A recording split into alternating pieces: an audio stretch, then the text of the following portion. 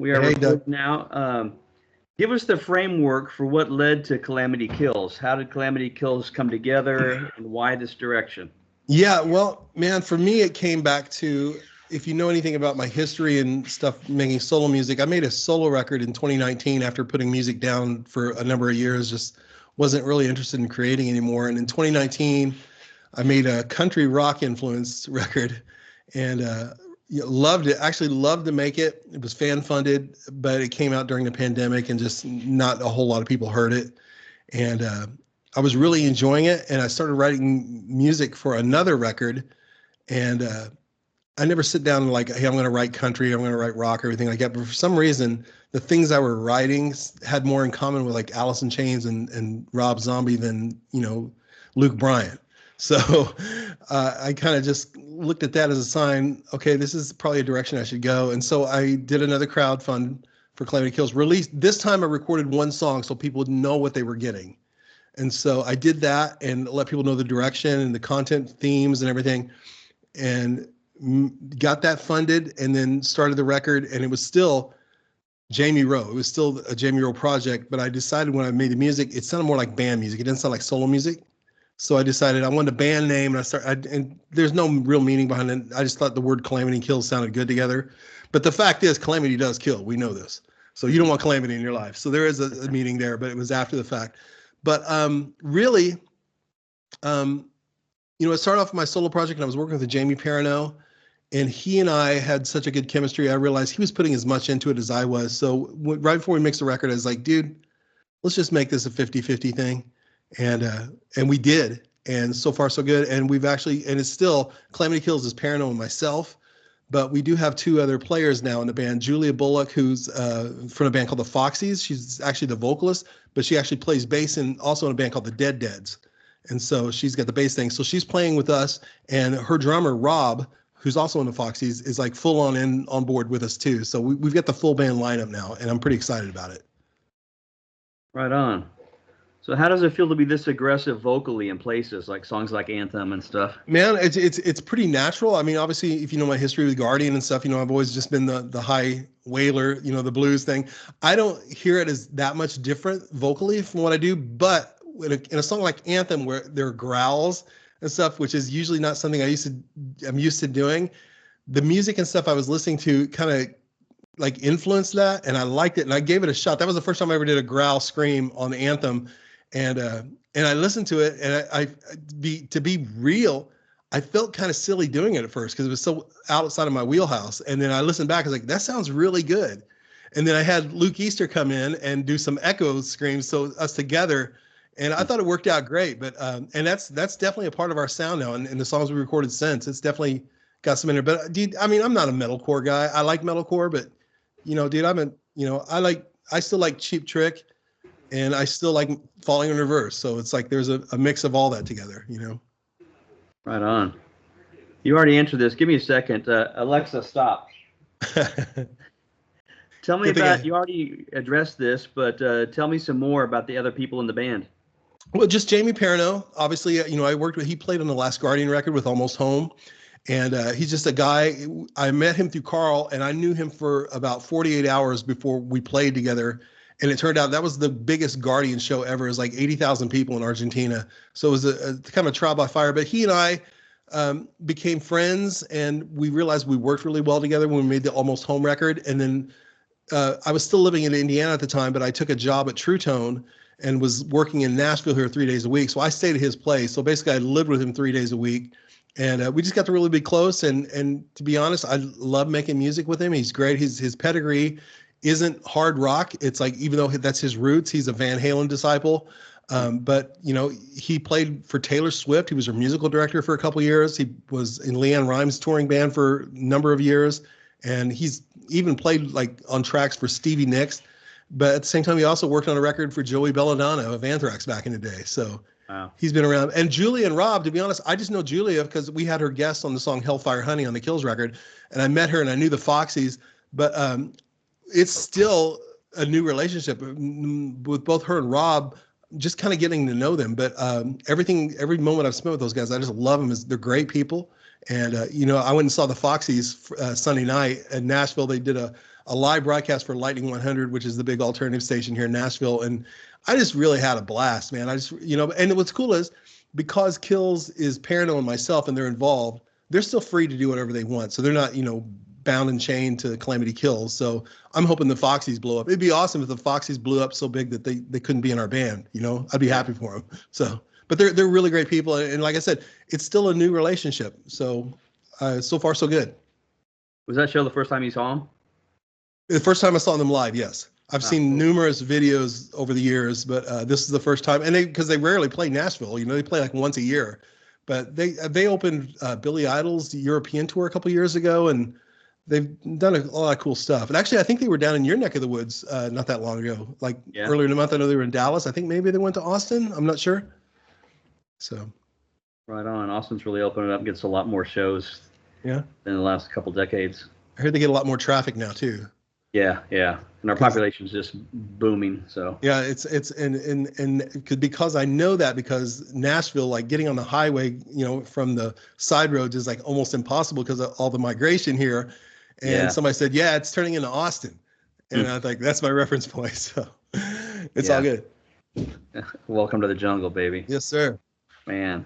So you really articulated yourself well in the press release about your lyrical content. Yeah. How and why did your lyrics evolve from Tempest to Fire and Love and Miracle Mile to the Steve Taylor years to side projects like Adrian Gale to your solo work to Kalamity Kills? Well, I think it's funny. I think if you look at that just from going, when I was in Tempest and even in the early years of Guardian, you got to remember I was 17 to 20 years old.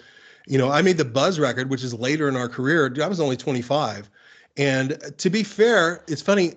You always think of the singer as being like the main lyricist. I never was. Lyrics have always been a struggle for me. You know what I mean? And still to this day, like if I write with Parano, I look, let's write these. These are placeholder lyrics. It's going to take me at least 2 weeks to come up with something. And it usually does. It takes a long time.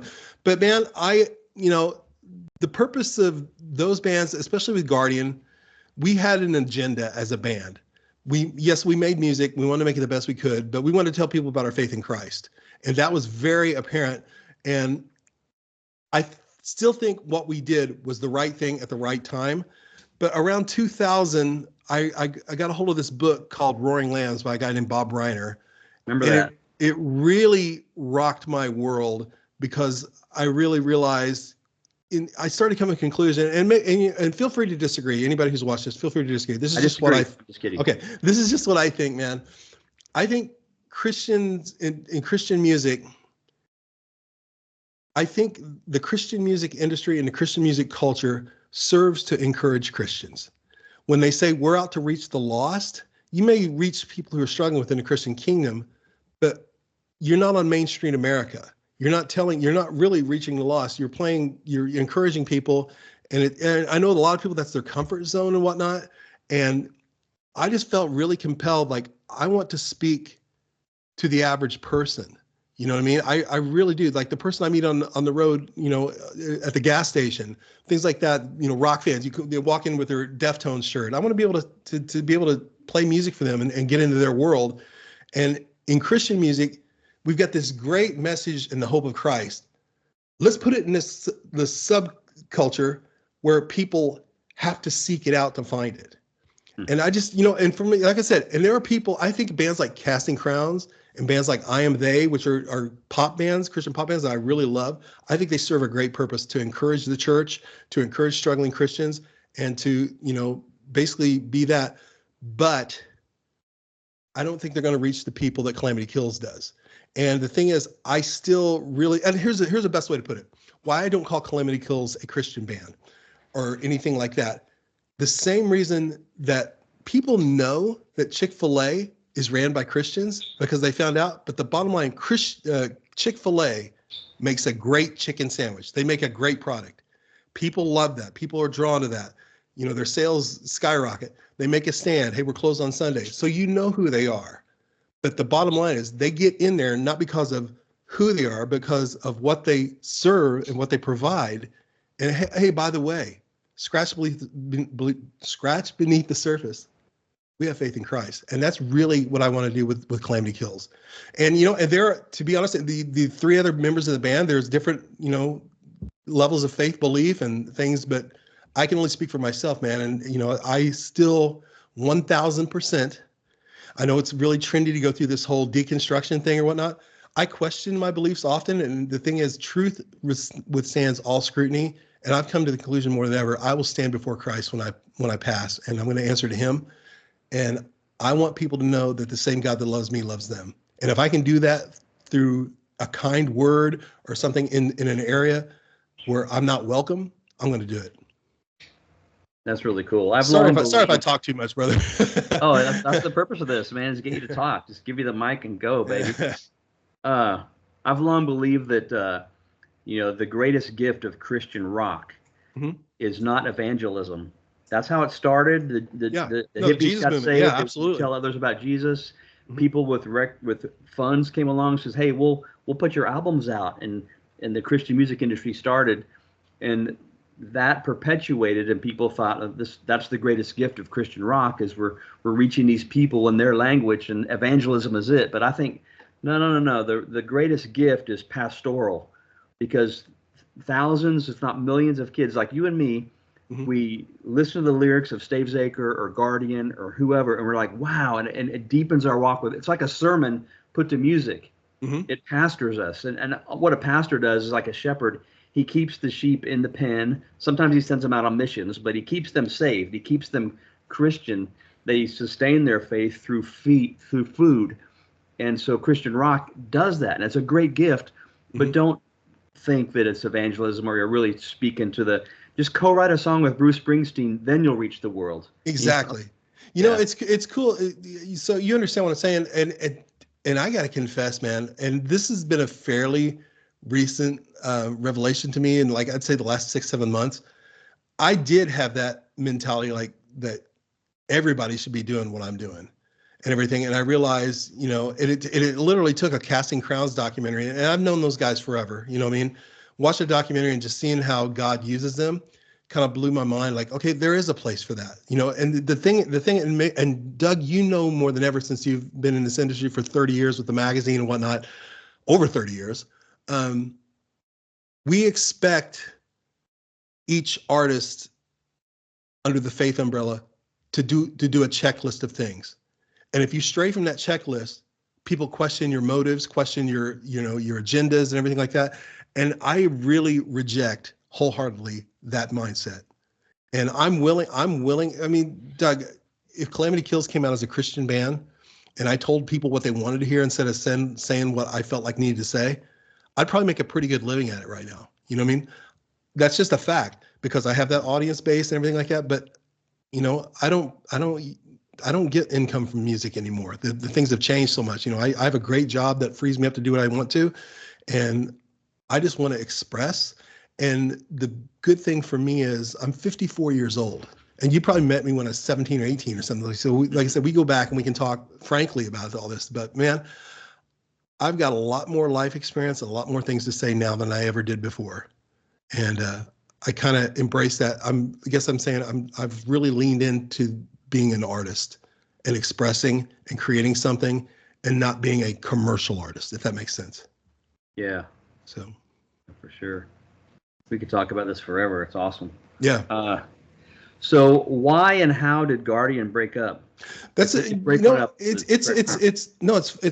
And I assumed we would talk a little bit about Guardian, and that's fine because you and I know each other very well, and all the guys in the band, like extended family. But there still was never a solid point where Guardian, quote unquote, broke up. It just kind of fell apart. We just kind of stopped being active. And when we really first stopped being active, it was around 99 and 2000. And that's all I'd known for 10 years. So my life was a wreck for about 5-6 years, trying to figure out, how to make a living. Who am I? It's funny. I thought this great asset would be, I have this great career in Guardian behind me, and, cool. I'll be able to transition to a solo career. No one would touch me because we had the hairband, stain on us. And, now time's enough past now. I don't think that would have been a thing, but that was very real in the 2000s. But, we would still, over the years, get together a couple times a year, maybe once, maybe sometimes up to 4 times a year, and still play, mostly in Latin America, because that audience just really embraced us, and they still see us as an active band. It's like we never stopped. And we've always been sensitive to that because God opened that up for us, that we knew that was a God thing and we had nothing to do with it. We've always been sensitive and more open to, opportunities in Latin America. For instance, I declined to play an acoustic set of Guardian songs at a US festival last year, but I'm going to Mexico City to do it again this year. It's just a different thing. Except that, and plus, and I do want to state this. I really, when I did Kill stuff, I really shied away from the Guardian thing. I didn't use the Guardian socials. I didn't use all this stuff. I wanted it to be its own thing. And now that I feel like, as of today, we're recording this, we have the number 34 Billboard song, and it's like, I think we've established, people know who Kalamity Kills are. I mean, it was, so I feel more comfortable, like, okay, cool. I can open up and talk a little bit more. I'm not trying to steer people all the way towards Kalamity Kills. But to get back on track, we did a thing in, I think it was 2019. Yeah, it was January 2019, I believe. A thing at the Franklin Theater for TBN. And it was like a 4-song set. And and to be blunt, man, it was really like pulling teeth to get all 4 of us together on that day. There was a time up to hours before that show, Tony was really sick. And I was sitting there thinking, are we even going to be able to play this? And I think people see the Miracle Mile album, they see our history in the 90s.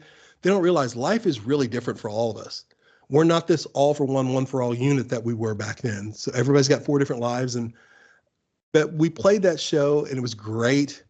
Really enjoyed it. But at the end of it, I felt in my heart like that was a good bookend for Guardian. So for me, if I had to pick a point, and I can only speak for myself, that was the end of Guardian for me. Now, I'm going to say something that goes against almost everything I've said online over the last 4 or 5 years. Lately, I've been really paying attention to the Guardian fans on my socials and stuff, and I just really realized and got hit really hard how much that band meant to people. And people ask, when's the Guardian reunion or anything like that?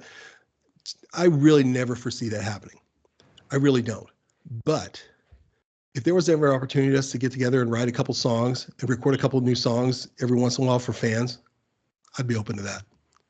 And that's pretty revolutionary for me because I was adamantly against that. I got to be honest. Dino Elefante approached me around this time last year and asked me if I would be willing to do 2 new Guardian songs to get the guys together. And at the time I said, no, man. I said, I'm not interested. That chapter's closed for me. But creatively, I get to make the music I want with Kalamity Kills. Is it really going to kill me to make a lot of people who were touched by that music happy and give them new music? No. As long as it's good and as long as it's great and as long as it's the 4 of us and not, outside players. But as you know, and I can say this because it's been publicly seen, there needs to be some healing between the 4 members personally and some issues addressed and resolved before we could ever do that. But I'm saying if God wants that to happen, I'm here for it. Yeah. Right on. Yeah. That would be cool. Then why not, Yeah, exactly. Exactly. Like I said, man, even today, I get messages from people, man, and I haven't stepped foot in the studio with Guardian for years, like decades, really. And that stuff is still meaningful to people.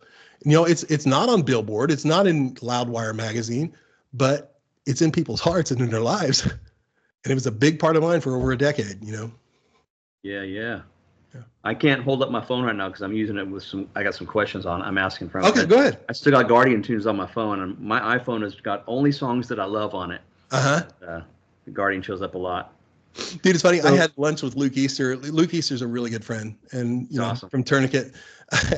And what was funny, I remember we played a show in Germany around 2007, and Curiosity Killed the Cat was in our set list. And I realized before we get on, I didn't know the second verse anymore.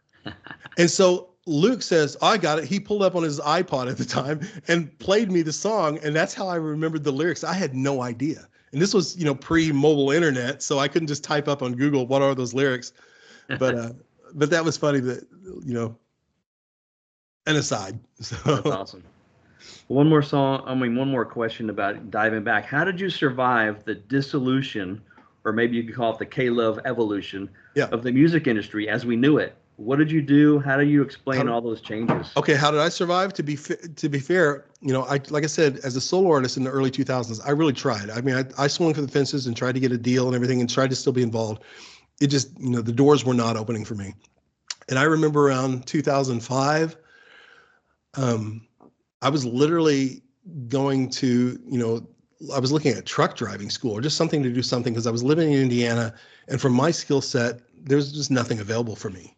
And so I leaned into that. And during that time, I remember David Bach talking to him. It's like, dude, I'm going to truck driving school. And he's like, man, he's kind of like, man, that's kind of a waste of your talent and everything. Like I said, man, I'm not going to be able to pay my mortgage this month if I don't do something. And so because of that, he talked to Dino Elefante, and they had this record label called Selectric Records that was starting at the time. Oh, yeah. And Dave called me and said, and I just started leaning into social media because I had a band called London Calling, and I was trying to learn MySpace and everything like that, and doing that. And I had gotten pretty good at it. That's actually where I learned to code websites for like tweaking MySpace pages. Really? Anyway, that led me into Dino saying, let's hire him. And it wasn't a lot of money, but it might as well have been a six-figure salary for me at that time. And that got me where I was still doing music and still leaning on the social media side more as a support rather than the artist. And that led into some, I'm trying to make this really short, but it's a really long story, but that led into things. I eventually became like, in Christian music, like the MySpace guy. I had, my clients were like Newsboys, Tree 63, all these stuff. And then eventually I ended up doing the entire Integrity Music roster of like Hillsong and all that stuff. I was the social media guy for them. And that led into a situation, if you know the history, Hillsong, Integrity lost Hillsong. They went to EMI at the time, EMI Christian Music. And Integrity lost a lot of money. And so it was like 2 weeks before Christmas, and I had a $5,000 retainer. And they basically said, sorry, man, you're not getting paid. So I was starting all over again, just trying to hustle gigs and whatnot. And around that time, it was a really big struggle, but I made a living, doing social media and web work for the Christian music industry, and even Thomas Nelson book publishers. I did a lot. If you ever see those little Amish novels, I call them the bonnet novels with the girl in the front. Yeah. A lot of those advertisements and in-store displays, I did those, and that actually made me a decent living. And then I got so tired of being the bill collector and chasing down payments that when this opportunity with True Tone came about, Carl Ney, our drummer and guardian, knew the owner, Bob Weil. He said, you need to hire my buddy Jamie. And I met with Bob, and it just fit like a glove. So I've been there since 2012. Now, all this does have a point, because you asked about how do I survive the music. I survived that music period and the transition because I wasn't involved in it artistically. I saw it going on. I observed it. Then I got to be honest, there's a lot of it I saw and I did not like, because I saw that, like, okay, this artist is becoming a worship artist, not because that's what's in their heart, but because that's how they're going to make a living for the next year. And being pushed by the labels and executives into that direction. One band, I won't name who it was, they going to make their next record, and they'd done a worship song and it became a big song. They come to make their new record, all these songs, record label says, you're not a rock band anymore, you're a worship band, and made them write accordingly to that. And so I wasn't involved artistically during that time. So that's how I survived it. And during that time, when you're on the outside looking in, it's funny how clear you see. And, when I was involved, we had multiple number one singles at radio, and you just realize outside of the bubble, no one knows you exist. You know what I mean? And so a lot of that stuff is really cool. It's anytime you can step away and look at something clearly and not be in the middle of it, it's a valuable event in your life. Right on. Well, coming back full circle, your latest single shed some hopeful light on suicide and mental health. Yeah. What is it about those topics that moves you, and what did you want to communicate with that song? Okay, well, in full disclosure, I've dealt with depression my whole life. Fortunately for me, I don't know what has happened, but I've not been on any antidepressants for the last 5 years, any kind of medication. I've not gone to therapy, and things are pretty great. And I wish that were the case for everybody. But when I say I know what it feels like to be at the end of your rope and feel like, you're sitting at a traffic light in front of waiting on a train thinking, if I just stepped in front of that train, all my worries would be over. I've been that guy. I understand that. I'm so glad that thinking never took hold, because I'm here today and I have a wonderful life, and thank you, God, for giving me this life. But in the case of Starry Skies 988, that was a specific thing. I was scrolling through TikTok one night and I saw this thread about I think it was a 12-year-old girl in Indiana that had been bullied and she committed suicide. And it's like, you ever see those stories that you can't get out of your head? It's, you break, almost like you knew them and you saw the pictures of the family and how they were affected. And then you see the picture of this little girl and she's just so sweet. It really, really bothered me. And so I wrote that song actually around this time last year here in the kitchen in my house. And I wrote it with the basic theme of letting people know, like, and if you look at lyrically, it doesn't gloss over the agony of life, but towards the end, it resolves with some hope. And that's always been the case for me, how do I want to communicate that? But I wanted to address that. I want to talk about it because, and plus the 988 Lifeline, a lot of people don't even know that exists.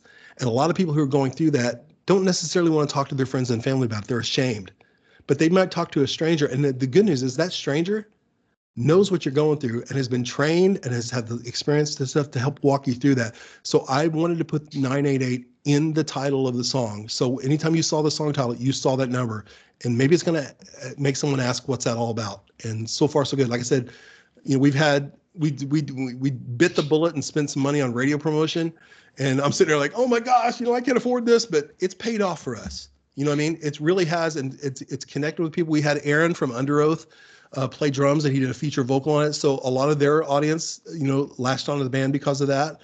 And I don't even really know Aaron and stuff. I just casually acquaintance. I actually reached out to him through Instagram, and he wrote me back because he lives in the city next over. But man, I said this in our press release. You may have read this, but man, I think there's great opportunities for mindless music, but everybody loves just a good, silly rock song.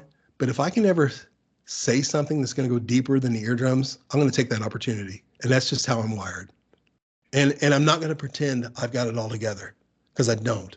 But I belong to God, who does everything together. So that's a good feeling too, man. Not everybody can say that. Yeah. That's awesome. With age comes wisdom, brother. Amen. Yeah. And some gray hair too. I don't have any hair. Look at this. Boom. Yeah. I'm still such a hairband kid. I feel naked without a hat. You know what I mean? Yeah. So I've reached the end of the interview time. Is there anything else you want to talk about before we sign off? No, man. I just wanted to say thanks to everybody who's latched on to Calamity Kills, especially the old school Guardian fans who have come along. I look at our Spotify plays, and that's always amazing because I kind of assumed it was a lot of older people, but our main demographic is 24 to 35, and those people weren't even born during the Guardian years. So I'm encouraged anytime I see somebody from the past, like, get on board with what we're doing, and that means the world to me. But I just, you know, check out calamitkills.com. There's links there. You know, listen to us on Spotify. I can't tell you how important that is in the modern music industry to have your Spotify numbers up. You know, it sometimes for us, we can have great radio play and whatnot, but a radio programmer looks at our Spotify numbers, and if they aren't happening, we'll wait. Let me see what the numbers do. You realize it's just a different game. The old way of doing things does not work. But man, if I'll leave you with a bumper sticker statement. I have a great marriage. I have a great life. I have a great job. God has been very merciful and graceful to me, and I'm eternally thankful for that. My life is better than ever in 2025 than it's ever been. That's the best way I can put it. And on the cool thing is, I still get to make music. Yeah. So, yeah. Gratitude is the attitude, man. It's so good. For real. Healthy. For real. Feels good. Well, brother, man, anything I can do for you, let me know. Yeah. Here for you. Well, hang up and we'll chat a little bit offline, because people don't realize you and I know each other like really well. So I know. It's great. Love you, dude.